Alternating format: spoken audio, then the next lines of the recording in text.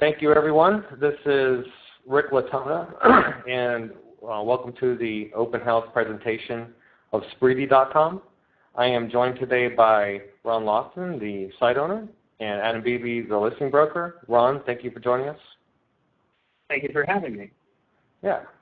So as we've gone over, we're going to first start this out by asking you to kind of tell everybody, share with us the history of Spreedy.com. Why did you launch it? When did you launch it? What was your idea at the time? Tell us about the site. Certainly. Thank you, Rick.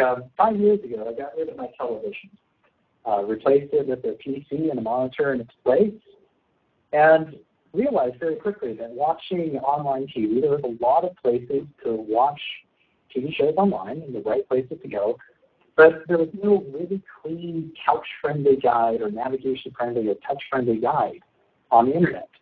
So I went ahead and started building it and released it in April of 2008. So it's been up for over 4 years now. And I just want you to understand that when I sit down at night with my family, we actually bring up Spreedy.com on our entertainment PC with a nice big monitor. And we use remote control to move mouse around, click through the site, and watch TV shows online.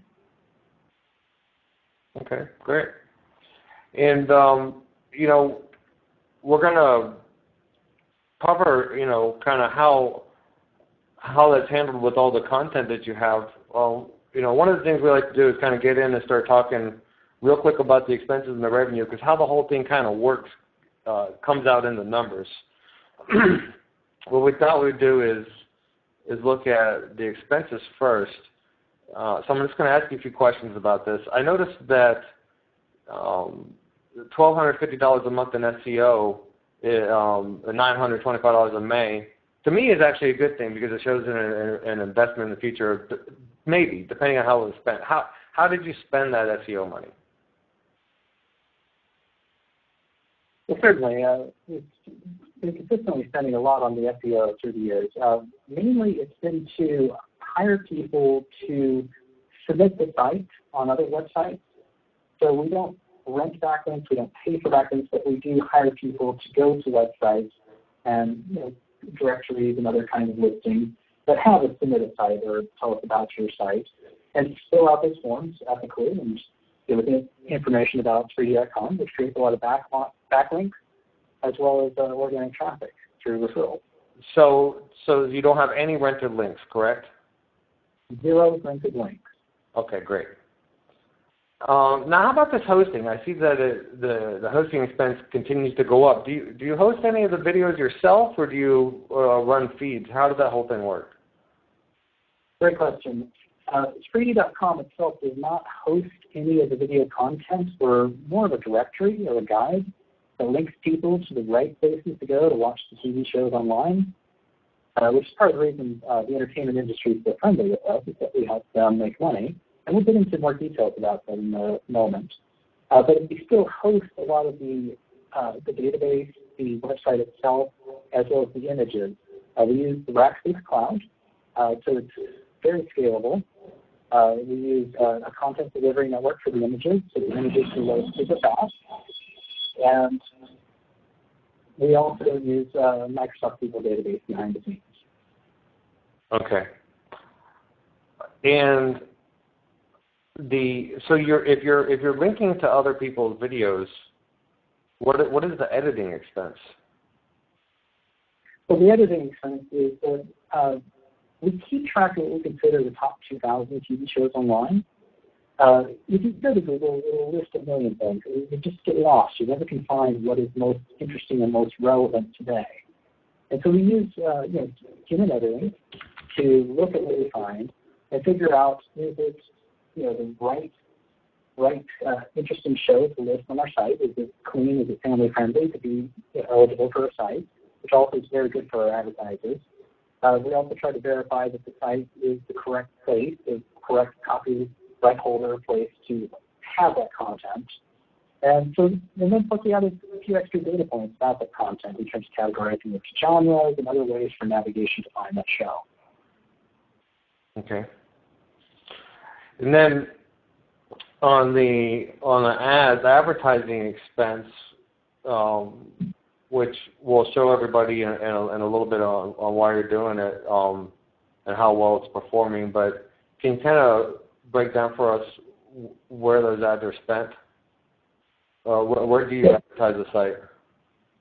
The vast majority of the ads it goes across 300 other sites. We've rotated to about 500 different sites this year. But the ads go through some ad networks to get to those other sites. And we use a lot of run-of-network advertising. Run-of-network, for whatever reason, a lot of these search sites, a lot of these search engines, they don't have ads to display when people type in keywords like pipe bending. So they need a run-of-network filler.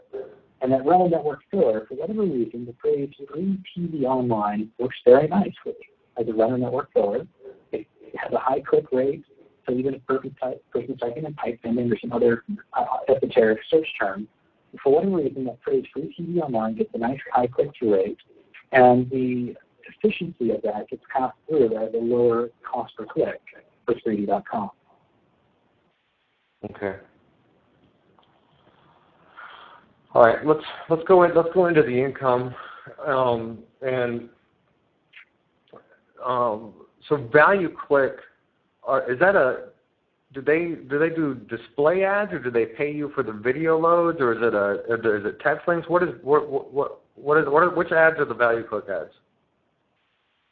Well, same with advertising.com. So value click and advertising.com, those rotate at the top banner, as well as some of the medium rectangles on the side, so the leaderboard and the medium rectangles on the side. Okay, got it.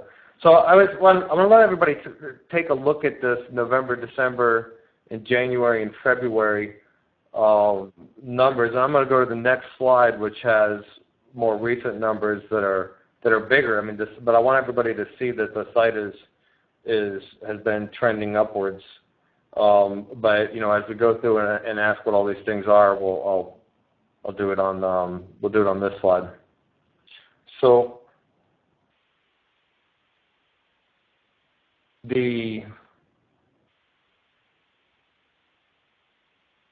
all right. So what is Grab?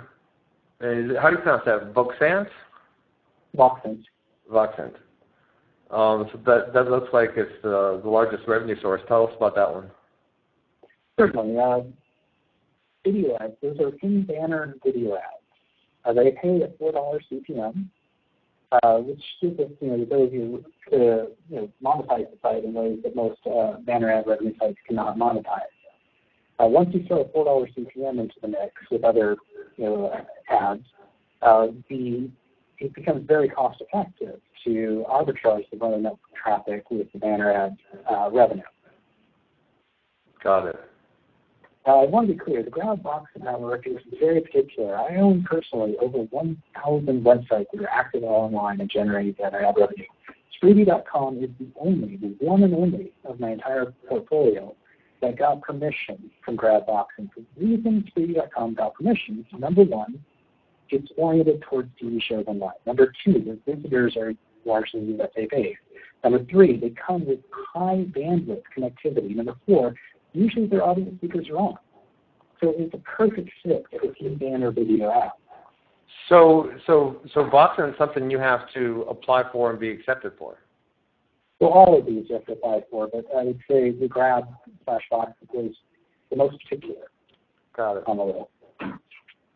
Got it. So they also, I'm sure, have their own, if they're paying $4 CPM, I'm sure they have their own quality assurance, and obviously they've been paying you for a while, so it assumes that they're happy with the quality of the traffic.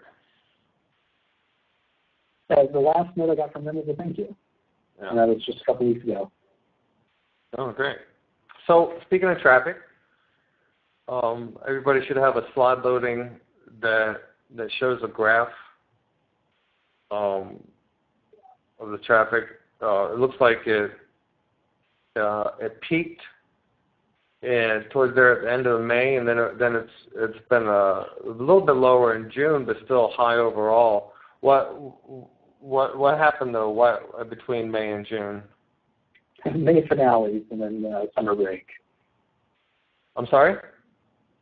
May finale, the finales for all the TV shows in May. Oh, the season finales. Okay, so this is where seasonality comes into effect. So summer months are normally slow anyway, right? Yeah, June, July, August. I mean, very light. August usually being light, but September will pick up in a big way. Okay, so more so than June being low was people in May all wanting to watch the season finales. Was the spike. And also there was a matching spike, correlating spike in my advertising as well. So, multiple reasons for the traffic. Got it. So I was very happy to see this slide when I was looking at your analytics, 53% returning visitors. That's pretty high. That's great. Just want to let everybody see this real quick. Don't necessarily have any questions regarding it. Just wanted to point some stuff out. Average pages per visit, 4.55. Bounce rate, just 21%. With 6.6 million unique visits. And again, this is in the same time frame as this page right here, so it's starting November 1st, 2011.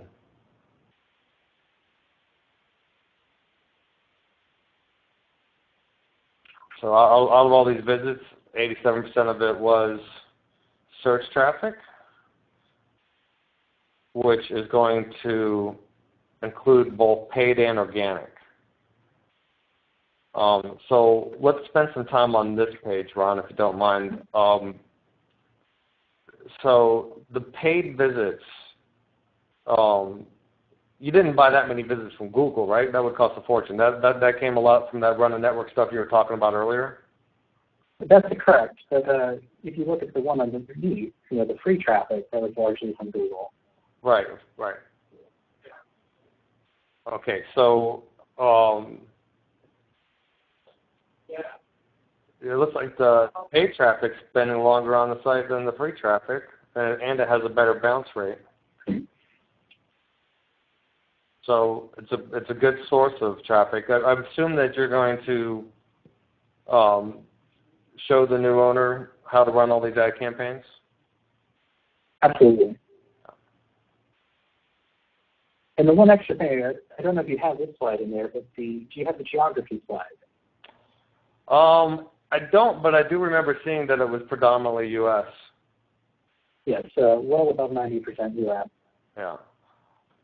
And I think it's very important from a monetization perspective. The U.S. visitors just are worth more with the advertising agencies. No, I certainly do remember seeing that. And everybody listening should know by now that if you're interested in purchasing the site, we'll share the full analytics so you can do your own analysis. So let's talk about arbitrage.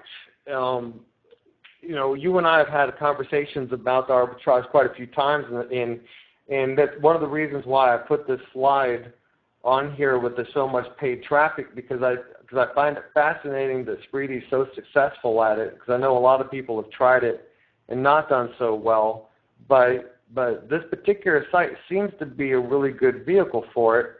So I wanted to make sure everybody saw that it is working, that that it has a profit based upon this much paid traffic that's coming in. And I know that you understand your business, so tell us why it's working. Well, certainly.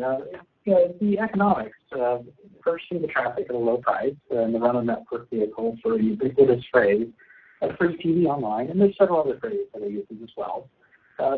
That helps, since it's very interesting, it's compelling, we get that high click-through, we get a very low price point for the paid traffic.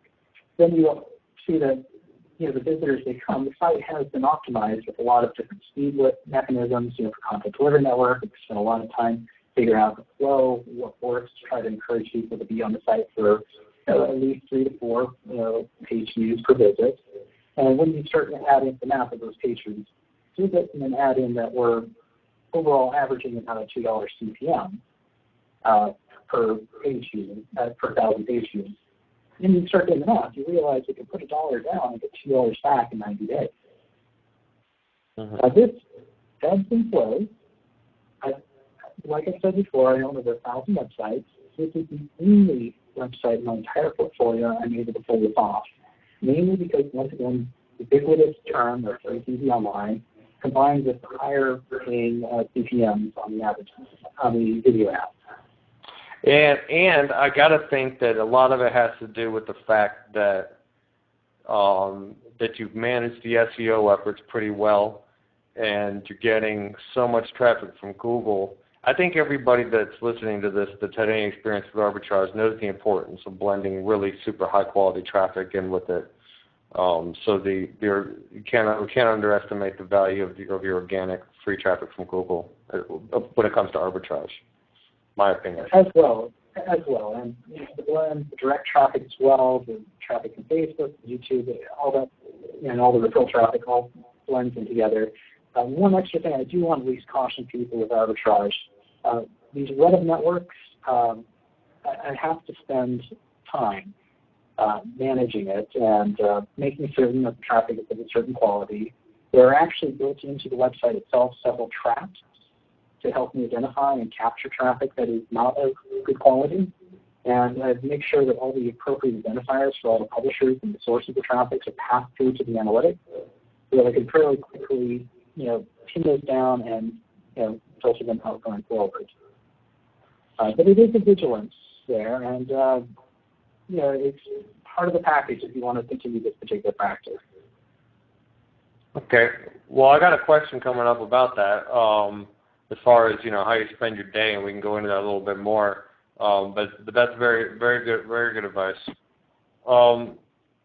So let's talk about copyrights, because I know whenever we get sites where there's video and images and games and stuff like that, but I mean yours is a video site.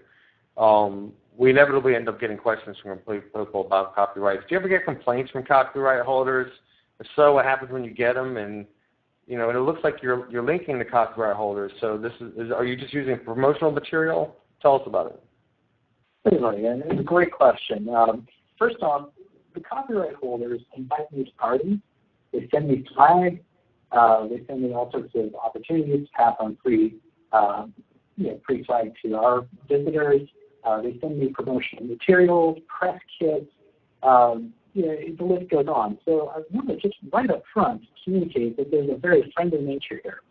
We help promote the copyright holders' websites. When people click on the promotional graphic of a particular TV show or movie, it takes them immediately to the copyright owner's website. So we are a wonderful referring site. Sony Crackle recently chatted with me, and they mentioned that we're actually one of the top 5 referrers. Free referring, organic referring sites to them, and talk about some of the extra that we can tap into and other things. And the conversations that we have been very friendly in the last couple of years. 4 years ago, we made a point of approaching the copyright holders, explaining what we're doing, asking if we can be included in their press-related access. And that reach out that's taken over 4 years to do has paid lots of dividends in terms of the friendly nature about what we had access to. I could talk about just a couple hours ago, I got an invitation from ABC Family to attend a Q&A conference call with about a new series, Baby Daddy. There's another. Just look at here, like another invitation here from about a giveaway opportunity from another major publisher out there. Another invitation here for a conference call about Haunted Highway. Just right down the list. And we get another opportunity with Lifetime for a Q&A with Josh Strandberg about Drop Diva. This is all within the last day. So we are treated and viewed as brands. And because we help promote the copyright holders' websites, we get access to the press kit and the press materials and the promotion materials, which we correctly use for promotional purposes. Okay. Great answer. Very thorough. Thank you. So, Yeah, and I apologize. I stopped you earlier because I know that maintaining the ad buys do take a lot of time and effort, but it can be very lucrative. And I think it's great that you're going to show the buyer how you've been doing it all. But exactly how much time during the day is that, and what else do you do during the day? Walk us through, if you don't mind, how a day is spent running and owning Spreedy.com. Okay. Well, let me take that in two parts. As the owner, my day is generally right now chatting with the Latona group, and on Sundays I help compile the final newsletter that goes out. For the editor, the paid editor, that's the ownership side. And once a month I really go through a lot of the traffic to make sure things are adding up. And I do check a few websites on a weekly basis. It's a fairly small commitment right now.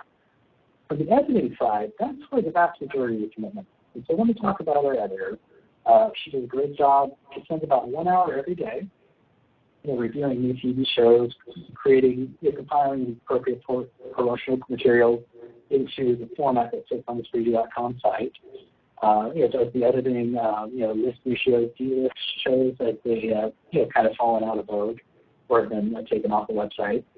And like I said, it's about an hour a day of trying to understand what's going on out there, and she contributes heavily to the newsletter, and that's pretty much covered. Okay, so the editor who's like $600 a month, right? That's what I currently pay her. Yeah. Okay, and she works out of where? She works out of California. Oh, an American. And is she going to transfer to the new owner? Negotiable. It depends if she likes the new owner. Okay. So with that said, if you think about that, 1 hour a day and $600 a month, I'm paying her pretty good. With that said, the new owners may want to have a different direction with the editing. We can knowledge transfer over and train the editor. Okay. Behind the scenes, I want to be clear, there are full editing interfaces on another domain that connect to the database. Password protected, of course. For editing all the content of the shows, there is a process of a data build and a staging for speed of rendering of pages that can then be released to our quality assurance environment. So there's a separate domain that's a Spreedy quality assurance domain that can be fully verified there, and then could then be, from a database level, released to the production environment. This is a level of sophistication few websites have, but if you can appreciate, I used to work in financial trading systems. You'll understand the perspective of why I built out that extra layer of technology that really allows us to do our editing cleanly, verify it before we do any releases. Okay.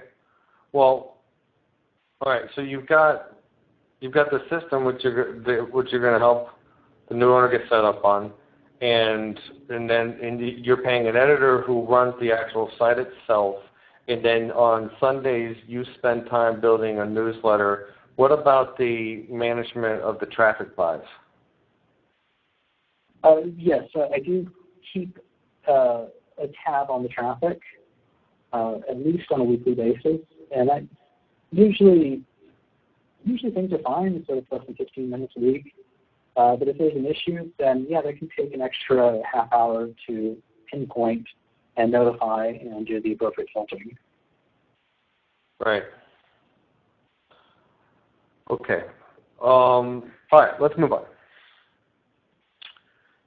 So the site says on it USA version. What is that all about?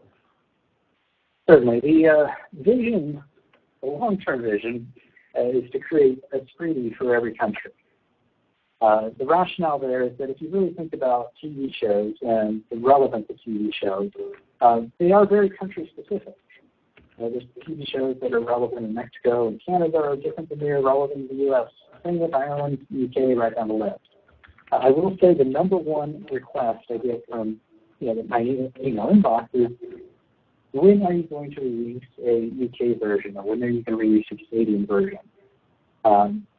So that's one of the beauties of the code base, is that the database and all the code could be split out and cloned into country-specific versions very quickly. Okay, got it. All right. So why are you selling the site? Great question. This is the victim of too much success discussion. Right now, I've also created, as mentioned earlier, I have 100,000 websites under my sphere. Among those are Pickagon.com, which we'll discuss in a moment, Rankcase.com. Most recently, I've been working very hard with a couple investors on a thing called PositiveReviewsPro.com. PositiveReviewsPro.com helps local businesses improve their ratings and reviews online, which are some of the single most decision-making factors to get new customers into local businesses. We are starting this thing. We released it in February. It's selling like crazy. We've just created a brand new software company yesterday called LMP Software that Alex Latona and MVP are one of the two partners, investors in this. So in other words, you're a serial entrepreneur and you're focusing on other stuff. That's the quick summary, Okay. and I'm really excited about what's going on. Great for you. So you have a sister site, Pickagon, right? What's going to happen with that site? Well, first off, it's a funny picture site. Let me explain what it is. It's a great diversion. If you just want to smile, just go to the site, you lose yourself, and it's a lot of fun. But it's a funny pictures website. It cross-references public domain photos with their popularity in certain online rating places, and then put them into a queue for approval. And then those appear on the site once they're approved for cleanliness, etc. And it's just a fun site, fun diversion site. I have not done much to promote it or monetize it, but with that said, since it's a sister site, I'm willing to throw it into the package and to throw it in for the current offering price for the next month, just to sweeten the deal for everyone. Oh, you're going to throw it in. Thank you. Great. So you touched on the fact that you send a newsletter on Sunday. Let's talk a little bit more about that. How many members do you have? What exactly is this newsletter? Yeah, keep in mind, this is a truly double opted-in newsletter list. So this is completely permission-based. The current active subscribers is over 18,000 that receive the weekly newsletter. Currently, we have not done any monetization on the newsletter, like saying this week's newsletter is sponsored by such and such. It would be a great monetization opportunity for those that want to do that. But what it does is we call it the TV Online Weekly. It just tells people a quick summary, here's the new shows, previews of the new shows that are coming on online. Here are the shows that just premiered online. And then just a little highlight about maybe NBA Finals, Wimbledon, Super Bowl, whatever else is online. Got it. So if I could speak to that just for 1 second, there's a misconception out there. A lot of people think Hulu or Netflix or YouTube and don't fully grasp the other 200 really high-quality copyright holder websites that are online, such as ESPN.com, CNN.com, NBCSports.com, which is where I watch the Super Bowl live. Live stats, pick camera angles, chat with an expert during the game. I mean, it's just a far better experience that you can get on the old TV. The NBA Finals, the replays were on ESPN.com, which I was able to watch very quickly. Those are immediately available after the game finished.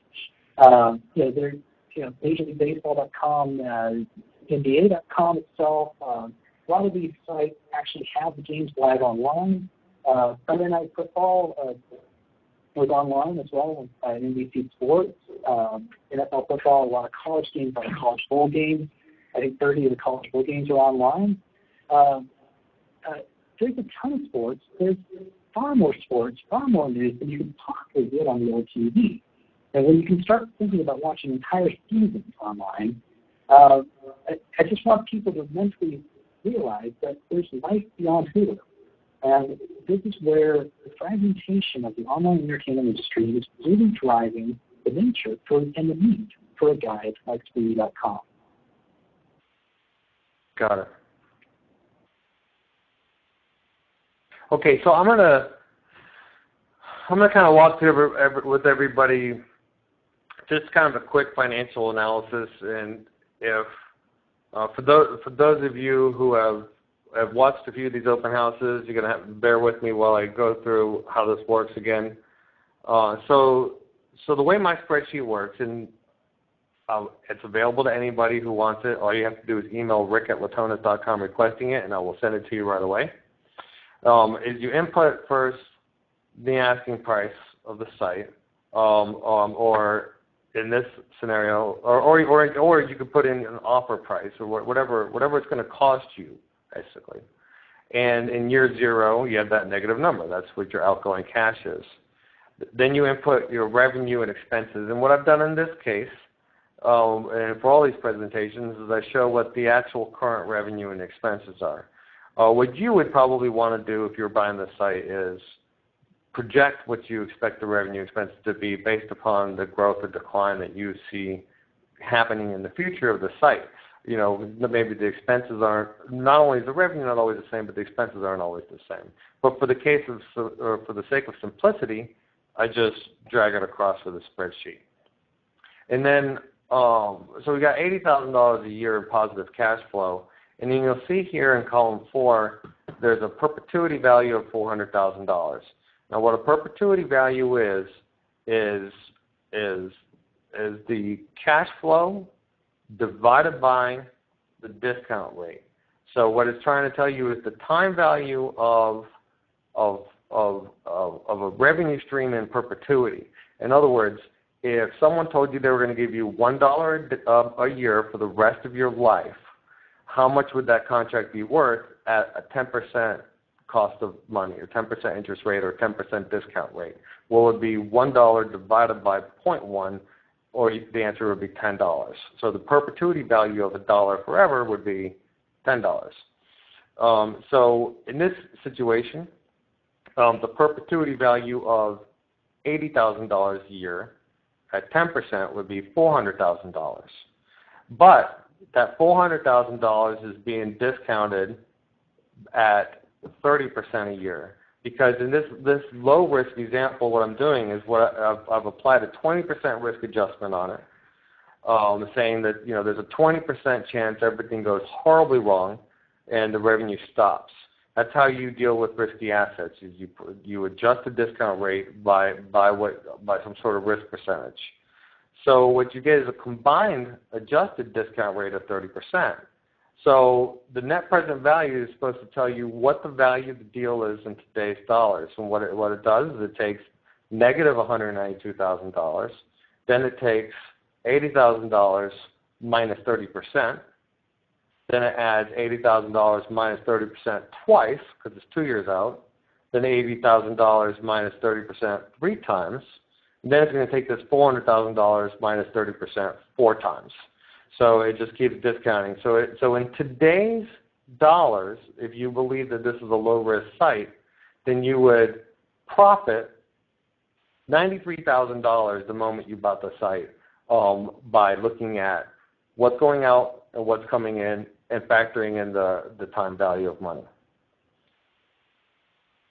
Now, to show everybody kind of a high-risk scenario, I put a 30% risk adjustment on there, and so you're going to have an adjusted discount rate of 40% a year, and you're just barely going to be positive on the net present value on that. You may think that the risk adjustment is going to be even higher.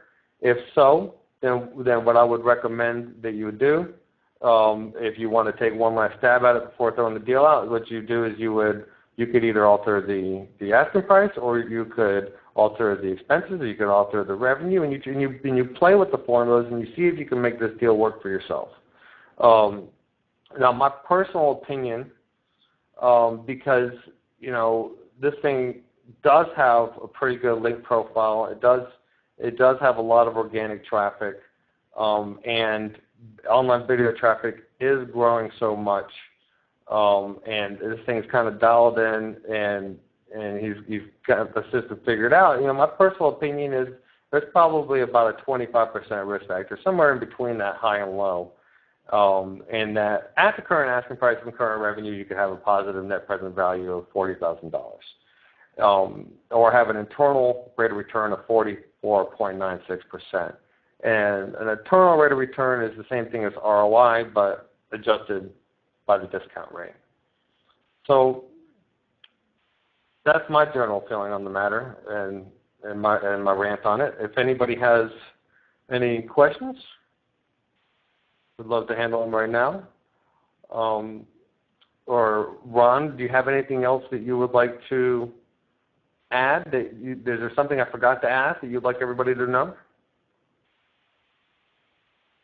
Well, thank you for the time value money math there. I really appreciate that. The one extra thing I'd throw in there is that the numbers that you're using are going back to last calendar year, but if you just took the last half a year, you'll see that the numbers would be adjusted much higher in the upward trajectories. So I really want to just mention that if you looked at the last half year, double that, these net present value metrics will be even more favorable to the buyer. Okay. Well, any interested buyer, we will send a complete and total breakdown of the last 12 months of revenue, the complete Google Analytics, along with this spreadsheet, and of course, also be available to help you make heads or tails of it. But that's a point very well taken, Ron. I'm trying to just have some kind of standard format in these open house presentations, but I agree, and it is on an upward trend, which is why personally I'm only applying a 25% risk adjustment. Those who have watched a few of these open houses have seen me actually hit some other sites harder.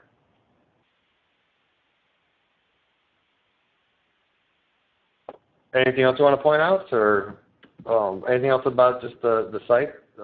I think I think one question I didn't ask that I've asked other people. If you were going to, if the new owner asked you, okay, you've spent all these years thinking about this site, what's an idea you've had for it but you never had the chance to get to? What would you suggest that the new owner do after they buy it? Great question, and I think the buyer should be very attentive to this answer because it would increase the revenue significantly. The first thing I would do right now, given where things are at, first thing I would do is to take the TV Online Weekly material, newsletter, and convert it into a 30-second video called the TV Online Weekly. It's free to TV Online Weekly. It's interesting content. It's engaging. It's always fresh every week. Then I would start syndicating that video content. And there's producers out there that if you work with them and say that there's a regular weekly production of a 30-second video, there'll be some upfront costs for some graphics, et cetera, some plans, that kind of stuff. They can do it fairly cost-effectively as regular production schedules, and then take that video and syndicate the video. Syndicate it in all the places that you can possibly syndicate it to, not only the 30 major video sites, but you can also syndicate it through the GrabBox network, as well as several other video networks. And this is how you instantly increase your profits. Is that the video ads you're grabbing boxing today, while they pay a $4 CPM, that's if you are the website publisher.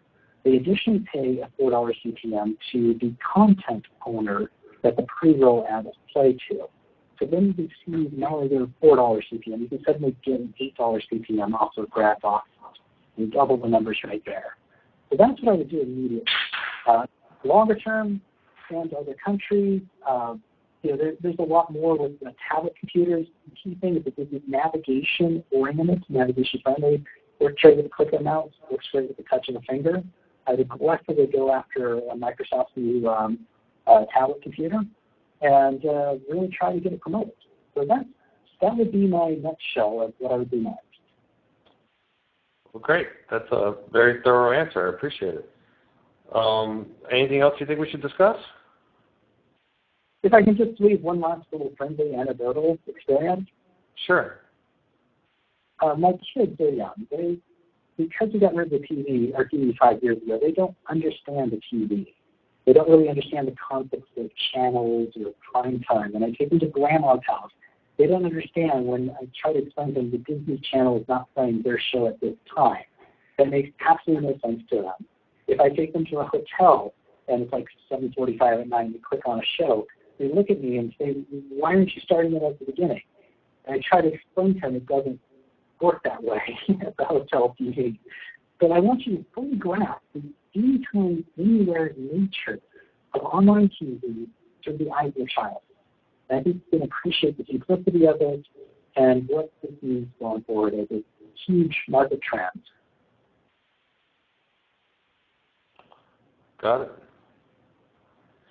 Well, thank you so much for taking the time to share all this with everyone. Likewise, Rick. Thank you so much for this opportunity. Okay. Well, with that, we can end it. Take care. I'm gonna stop it now. Thank you. Bye.